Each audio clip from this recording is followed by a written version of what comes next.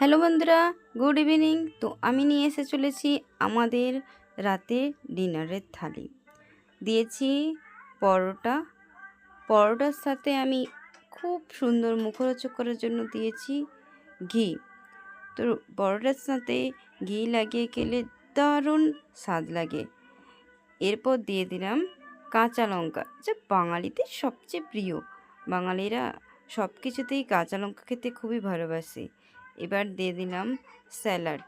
Salad কাঁচা সবজি আমাদের শরীরের পক্ষে খুবই উপকারী। কাঁচা সবজি আপনারা ভাতের সঙ্গে খেতে পারেন বা অন্যান্য যে কোনো খাবারের সঙ্গে এটি খেতে পারেন। এরপর দিয়ে দিলাম দুপুরের থেকে যাওয়া মাছের তেল ঝাল, পাবদা মাছের তেল ঝাল। পাবদা মাছ কে কে খেতে পছন্দ করো?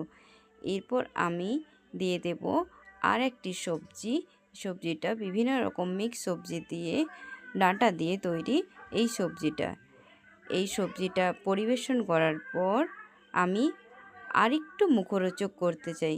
দেখো, পরোটা তো আমরা সবাই খাই, তো সেটা যদি মুখরোচক বা টেস্টি হয় সেটা খেতে আরও দারুণ লাগে।